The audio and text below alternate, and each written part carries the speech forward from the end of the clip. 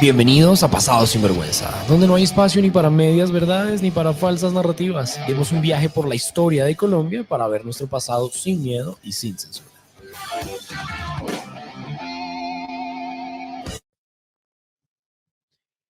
Bueno, bienvenidos a este especial de fin de temporada de Pasado sin Vergüenza dedicado al Día de la Hispanidad. Juan Pablo, bienvenido otra vez a nuestro programa de divulgación histórica de la historia de Colombia y en este caso de toda Hispanoamérica. Bueno, Nico, gracias por invitarme otra vez, por poderlo acompañar y más en un programa tan importante como es el Día de la Hispanidad. Bueno, Juan Pablo, este es un día que siempre genera muchos roces. Es un día que genera mucho desacuerdo, sobre todo en sectores de la izquierda. Le han cambiado el nombre 700 veces. Eh, Día de la Raza, Día de la Hispanidad, Día de los Pueblos Originarios, insiste llamarlo la izquierda, porque tenemos muy mala información y mucha narrativa alrededor de este día tan importante del 12 de octubre de 1492. Nico, y de hecho justamente eso le iba a decir, como que este es un día que genera como mucha piquiña, como rasquiña en la izquierda, sobre todo por muchas celebraciones que hay en diversas partes. Y dentro de esas diferencias que hay, yo le quería preguntar a usted, ¿qué opina, Nico, de lo que dijo Claudia Sheinbaum de por qué no invitaba al rey de España a su posesión? Recordando que no lo invitó. Pues Juan, que no es una falta por ignorancia, sino que está muy bien planeado. La izquierda sabe lo que significa la leyenda negra sobre España y deciden usarla siempre a su favor porque les sirve el cuento, les sirve esa narrativa del enemigo en España, de esa deuda histórica que hay que cobrarle a alguien y una Igual leyenda lo mismo de negra siempre, ¿no? Oprimido y opresor. así. Y también el odio hacia el enemigo externo que siempre se usa dentro de los discursos populistas. Para ver si se anima el día de mañana a iniciar este proceso de disculpa pública España a los pueblos originarios de México. Pero la leyenda negra, Juan Pablo, es vieja y no se la inventaron, no se inventó la izquierda latinoamericana, no se la inventó Morena en México, ni el petrismo en Colombia, ni el kirchnerismo en la Argentina. La leyenda negra finalmente se la inventaron Inglaterra, Francia y Países Bajos en un momento en el que solo podían mirar con ojos de envidia al imperio español y hablar pestes de un imperio que simplemente en ese momento no podían superar, no tenían la capacidad de superar. Y eso fue finalmente lo que quedó. Pero Juan Pablo, hoy que celebramos el Día de la Hispanidad, que debe ser el día de celebrar lo que nos une, que es el Día Nacional de España, también debe ser una celebración en América Latina, que deberíamos comenzar a volver a llamar Hispanoamérica porque es lo que realmente nos une. A nosotros no nos une una historia común con el Brasil, no nos une la historia con la Guyana francesa, lo que nos une verdaderamente a esos países que quedan en lo que insisten en llamar América Latina es la hispanidad. Y deberíamos celebrarla porque, insisto, Juan Pablo, es lo que nos da valor como unión hispanoamericana, es ese idioma que compartimos, la religión que compartimos, las costumbres que compartimos, lo que deberíamos celebrar en este día. Pero Juan Pablo, ¿qué se celebra el Día de la Hispanidad? Pues muchos lo recuerdan de sus clases en la primaria, y es que el 12 de octubre de 1492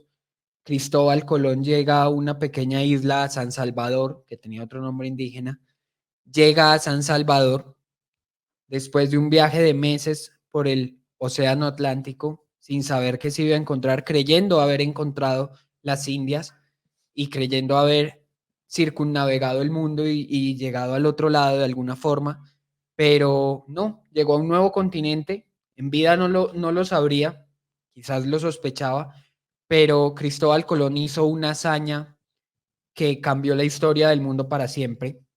Ya había habido viajes de los vikingos, pero no llegó a trascender y eran viajes personalísimos que duraban muy poco. Se cree que también llegaron antes a América balleneros del País Vasco, pero Cristóbal Colón es el que descubre este nuevo continente. Lo hablamos en su momento en esa primera temporada de Pasado sin Vergüenza que acabamos de cerrar,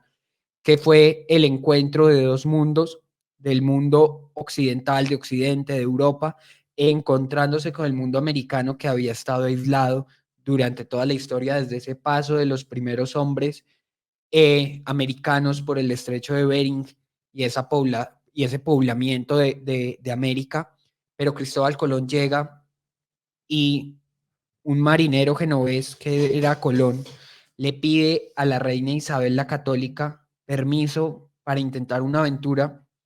no porque creyeran que el mundo era plano, Juan Pablo, porque no era así. En la Edad Media tardía en la que vivió Cristóbal Colón, ya hace rato se sabía que el mundo era una esfera, la forma del mundo no estaba puesta en duda, pero sí se tenían diversas opiniones sobre el tamaño de ese orbe del globo terráqueo, y Cristóbal Colón había hecho unos cálculos creyendo que el viaje hacia las Indias, hacia China, Japón, los reinos de Catay y Zipango de los que hablaba Marco Polo, creía que estaban más cerca de lo que se creía y que se podía hacer el viaje, no bordeando África y la India, sino llegando de alguna manera por el otro lado, haciendo un viaje a Oriente, yendo hacia Occidente, que era la novedad de ese viaje colombino. La reina Isabel estaba muy interesada en que esta empresa se diera porque estaba terminando la reconquista española, estaban precisamente alrededor de la toma de Granada, acababa de ocurrir, y el interés de la corona de Castilla era igualar a Portugal, que ya estaba haciendo viajes por el Océano Atlántico hacia el África y hacia la India, y querían de alguna manera sacarle ventaja al monopolio y llegar a esa tierra llena de riquezas, de especias y de tintes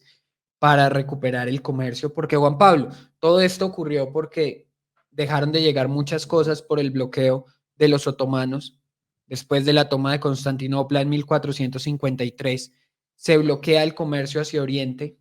y necesitaban la pimienta, la canela, y la estaban buscando a través de rutas, ya no por tierra como hizo Marco Polo y abrió el comercio con Asia, sino a través del mar. Y Colón emprende este viaje, sale del puerto de Palos de Moguer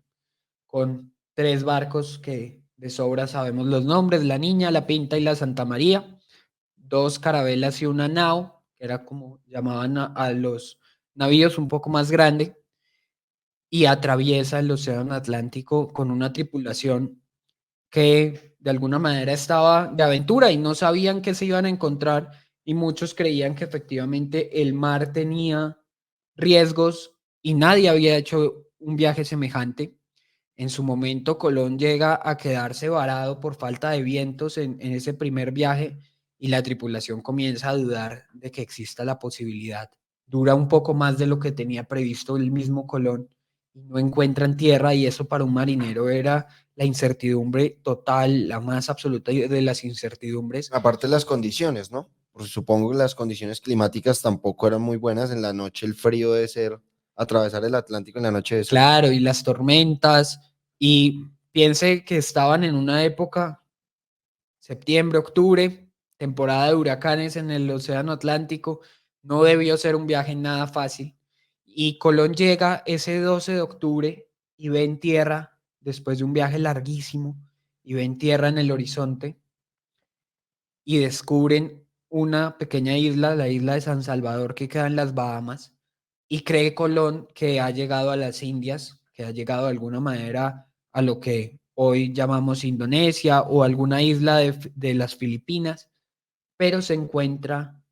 con que hay unos habitantes. De hecho, Colón iba con un traductor que hablaba mandarín,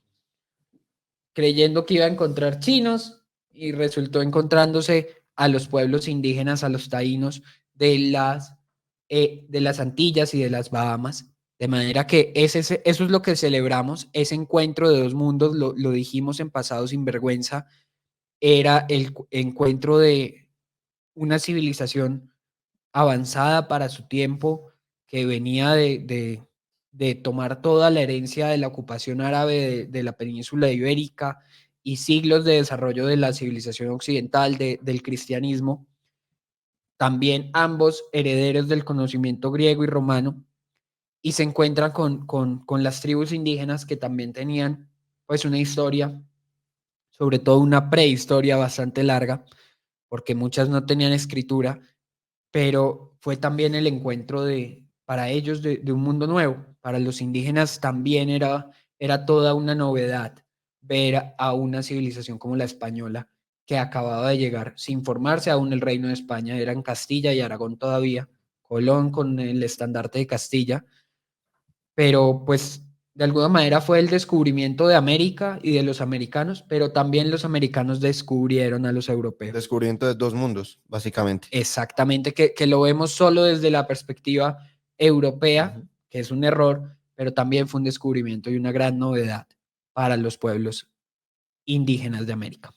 Nico, llega Colón a esto que es el territorio americano y creo que desde ese momento en que él llega es que empieza a alimentarse toda esta, como usted la mencionó ahorita, leyenda negra, porque dicen pues que llegaron a torturar, a asesinar a diestra y siniestra,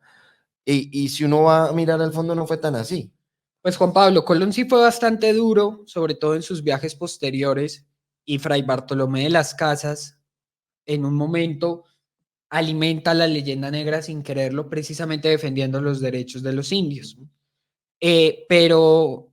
en general, Juan Pablo, y esto debe quedar clarísimo, y es por lo que Escuela de Libertad tiene una posición marcadamente distinta a la de Claudia Sheinbaum,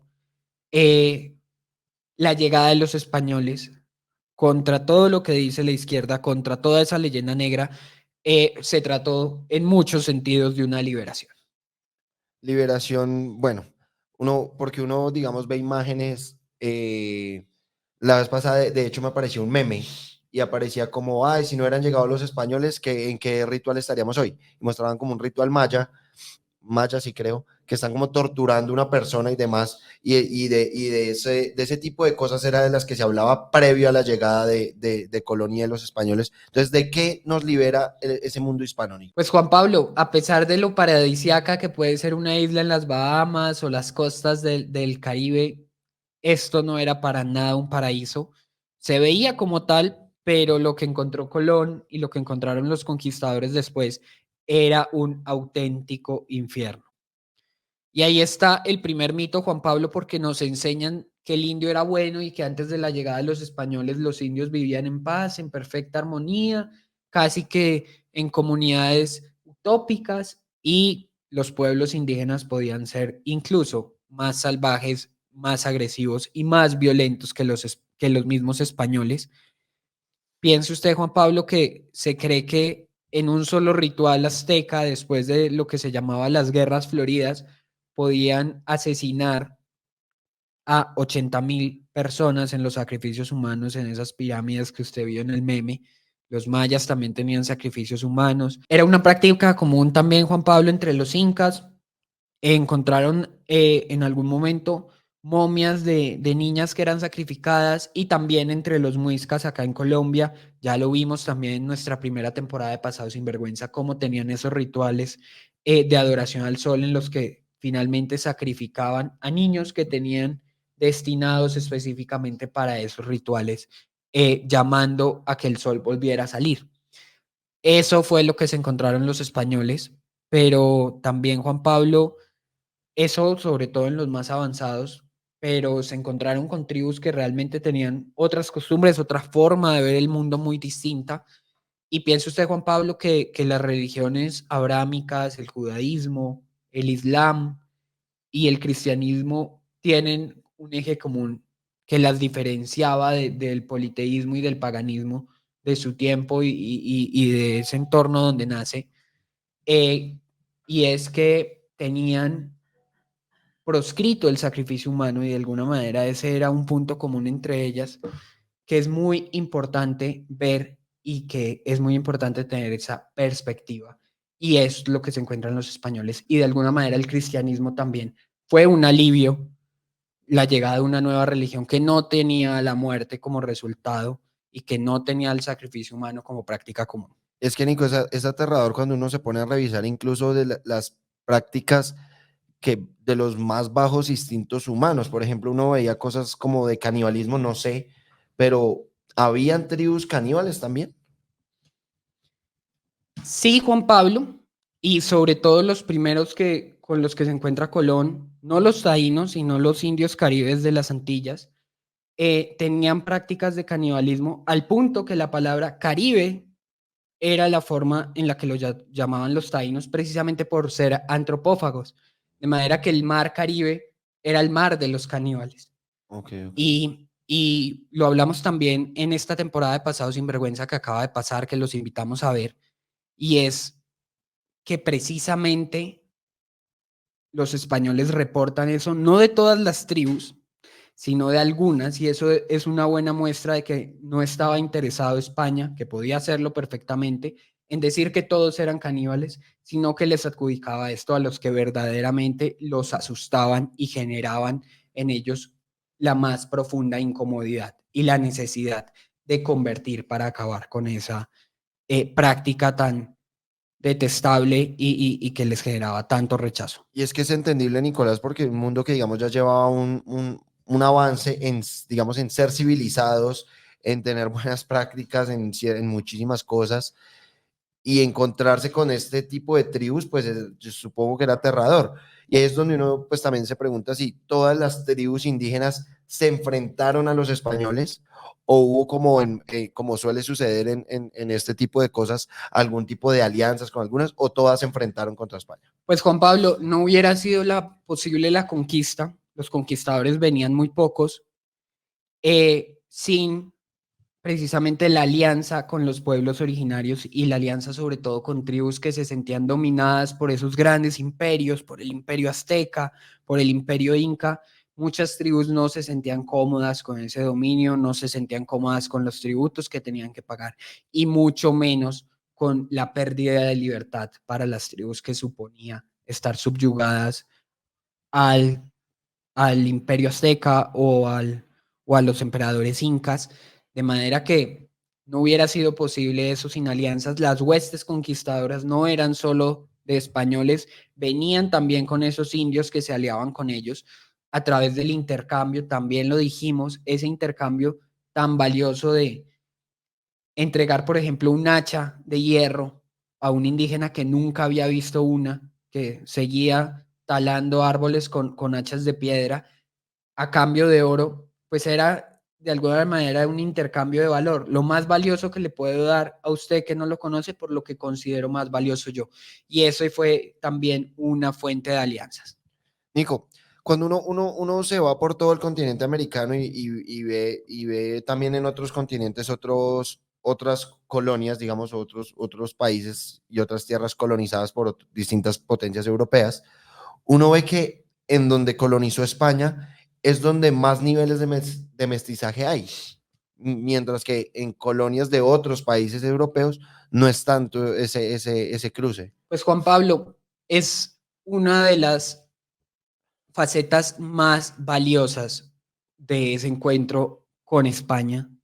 Y gracias a Dios fue con España, porque de lo contrario los pueblos indígenas de los Andes o de Centroamérica estarían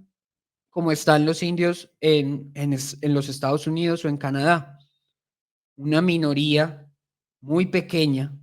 en resguardos, muy lejos de su tierra natal, muy lejos de la tierra que consideraban de alguna manera su tierra madre, esa gran caminata que tuvo los pueblos cherokees, porque Inglaterra y Francia iban arrastrando, no tenían mestizaje y lo que iban era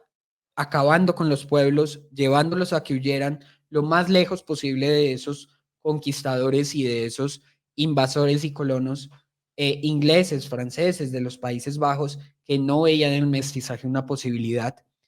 En cambio, en la América española, desde el reinado de la reina Isabel la Católica, se dejó claro que los indígenas eran tan súbditos de España como los nacidos en la península, que es la novedad. Isabel la Católica lo deja por escrito en su testamento para que sus sucesores respeten esa voluntad de que los indígenas sean súbditos, después de un debate muy acalorado en las universidades españolas sobre si los pueblos indígenas tenían o no alma.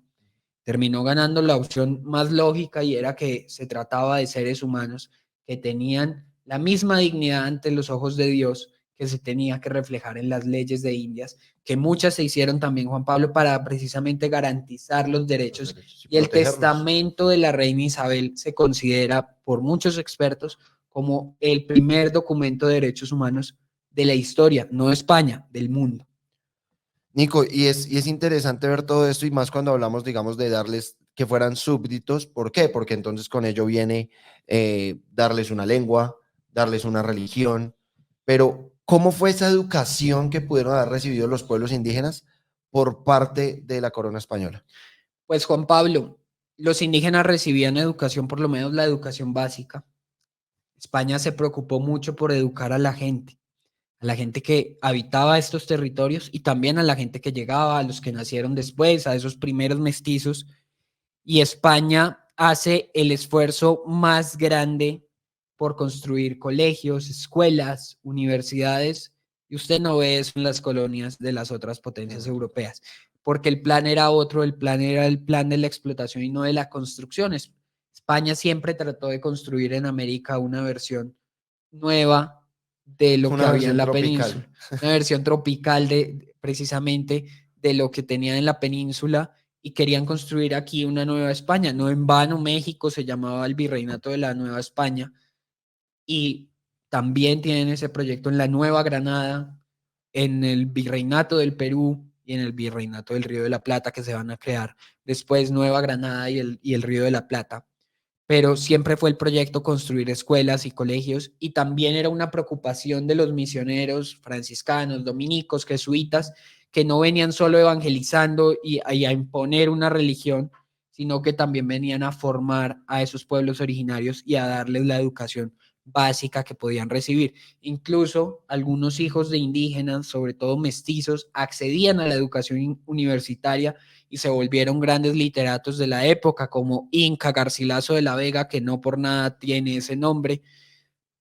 y fueron ellos los pioneros de la educación en América. Fue España la que construyó las primeras universidades en América, que Inglaterra solo va a construir hasta muy entrados los siglos posteriores, casi coincidiendo con la independencia de los Estados Unidos, que es Harvard, pero pues España les llevaba una ventaja grande y lo vemos en Colombia, lo vemos en esas universidades, en el Rosario, en la Universidad Javeriana o en la Universidad Santo Tomás, que son las universidades más antiguas de Colombia, pero también tenían su paralelo en Lima, tenían su paralelo en México, que eran las ciudades sobre todo importantes de esa América española. Nico, cuando se habla de todo el tema de la conquista, digámoslo así, salen en verdad muchas versiones. De hecho, ahorita recordando, hay una canción de un grupo español que se llama Cruz, Oro y Sangre, obviamente criticando todo lo que fue la colonia española en América. Pero con tantas versiones que se alimentan, y usted ahorita tocaba el tema un poquito del oro,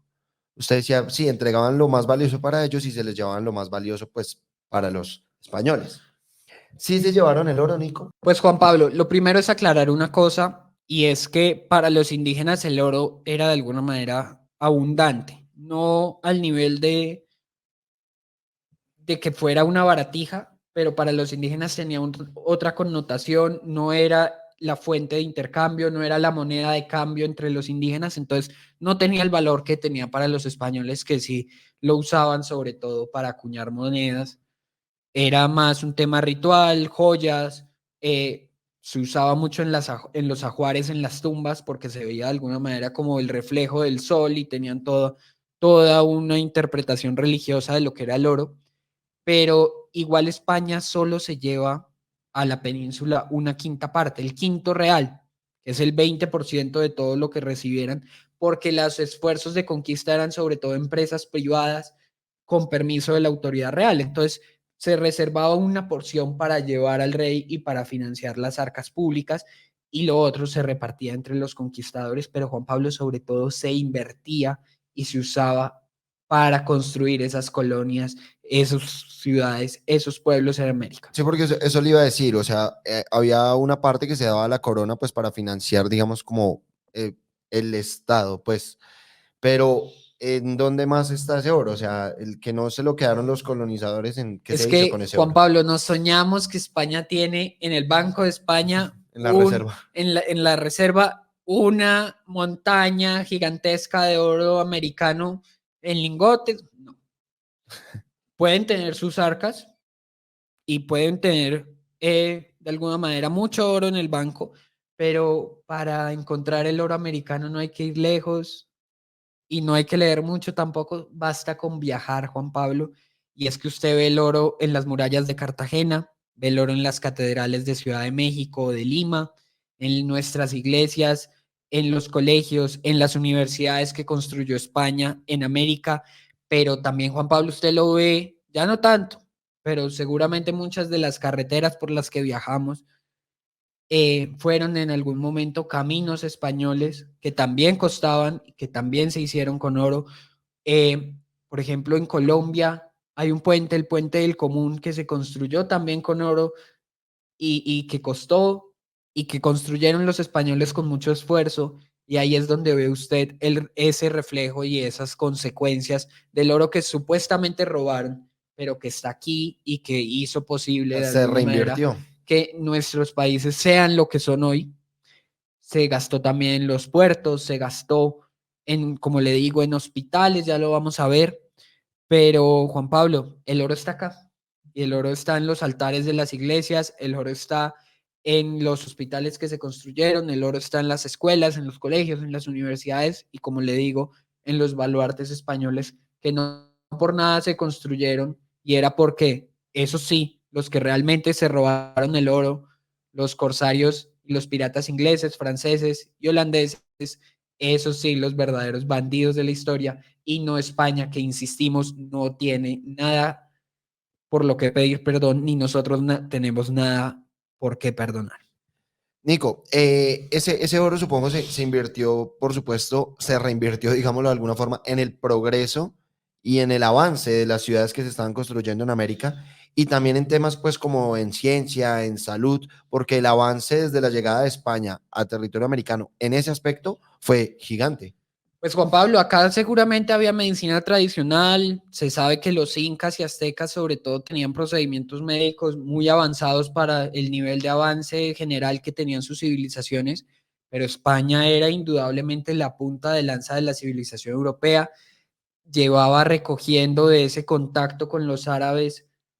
mucho del conocimiento griego y romano que los árabes supieron guardar mejor que Europa después de la caída del Imperio Romano de Occidente. Los árabes guardaron mucho de esa reserva y también los bizantinos, pero llega a la península por los árabes y heredan mucho conocimiento, filosofía, medicina, matemáticas de los árabes y no por nada España fue en su tiempo uno de los imperios más avanzados de su época. Pero Juan Pablo, quizás el valor más grande fue al final del dominio español en América,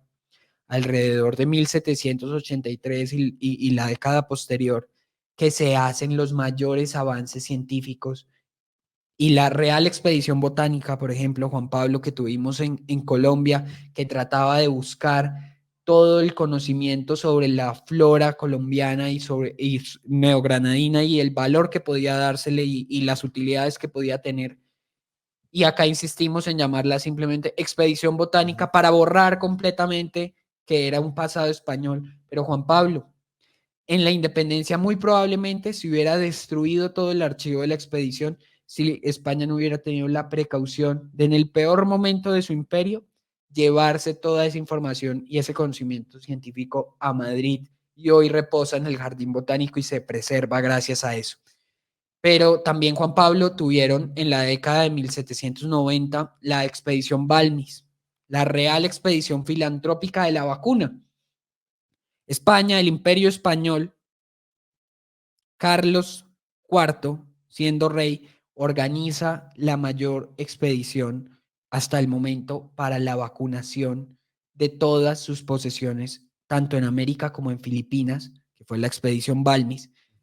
para vacunar contra la viruela después de múltiples epidemias de viruela a la mayor cantidad de súbditos posibles. Balmis recoge a unos niños huérfanos, les pone la vacuna y les va poniendo la vacuna uno por uno para que, imagínese usted, en 1790 y pico, no había nevera, no había forma de refrigerar, la vacuna podía perderse. Entonces se guardó en niños huérfanos que después llegaron a México y tuvieron el mejor de los destinos, pero se preservó la vacuna durante ese viaje a través del Atlántico.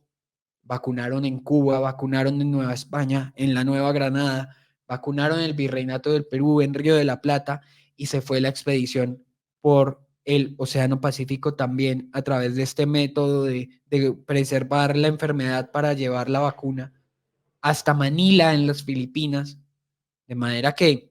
le debemos mucho a España también esa primera jornada de inmunización. Quizás si no hubiera empezado tan rápido la lucha contra la viruela y la vacunación, hoy seguiríamos teniendo una enfermedad que no existe gracias a esta y a otras jornadas de vacunación mundial que, insisto, empezó el Imperio Español. Y eso es lo que tenemos que agradecer. Pero, Juan Pablo, no se puede negar tampoco que esta era una sociedad difícil y era una sociedad en la que había discriminación, no lo vamos a negar. Es que justamente para allá iba, Nico, porque yo le iba a decir, bueno, hasta acá sí, todo muy color de rosa. Y de hecho, bueno, usted quizá mencionó al principio que Colón sí fue duro, sobre todo en su segunda expedición y demás, pero yo creo que sí había esa segregación o esa discriminación hacia los indígenas. Pues Juan Pablo, esta era una sociedad de castas. Piense usted que se consideraba el valor de la gente por su raza y era muy distinto el trato hacia un africano, un esclavo,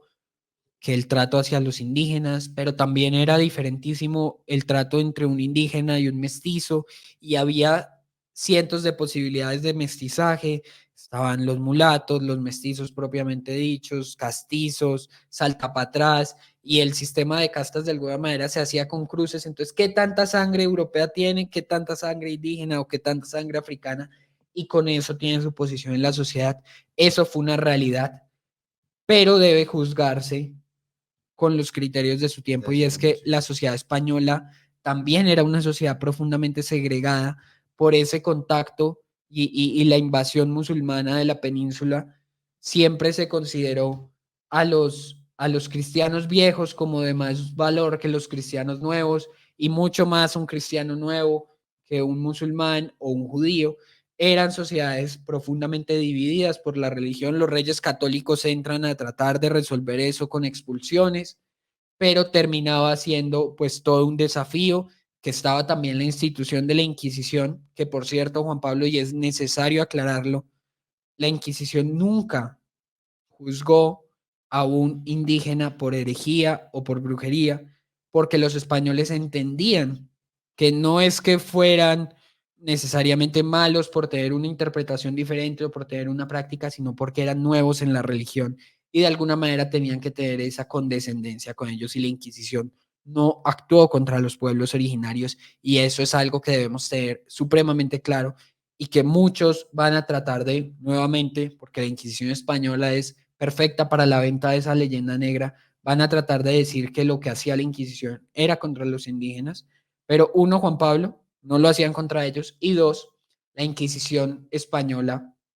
tampoco tiene tantas condenas como se creen, ni tenían la tortura como mecanismo, y muchos de esos museos de la Inquisición que abundan en América Española, incluso en Cartagena, tienen instrumentos de tortura, y usted le pregunta a los guías si realmente se usaron, y no, son decoración para alimentar la leyenda y para atraer turistas, son trampas para turistas, de manera que eso es lo que tenemos. Y además, Juan Pablo, Nico, antes de que usted continúe, yo sí quisiera hacer un paréntesis, y no tanto para hablar de aquella época, sino para hablar un poco de eso que usted mencionaba de la Inquisición, que ha alimentado esa leyenda negra. Y es que yo siento que el tiempo ha cambiado tanto que hoy, que no hay peor Inquisición que la de hoy, que es esa que te lleva a la cancelación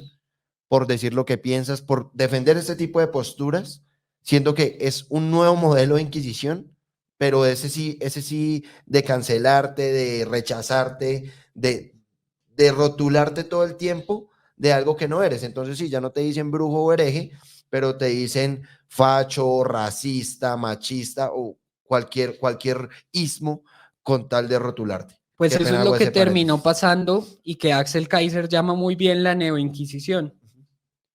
Esa persecución, censura y la decadencia cultural en la que nos tienen sometidos, esa sí es una inquisición agresiva. Cambio de métodos, pero la filosofía detrás de imponer una forma de pensamiento y de que todos pensemos igual, pues sigue más vigente que nunca. Pero Juan Pablo, entonces, en conclusión, hoy celebramos 532 años del descubrimiento de América y le deseamos a toda nuestra audiencia,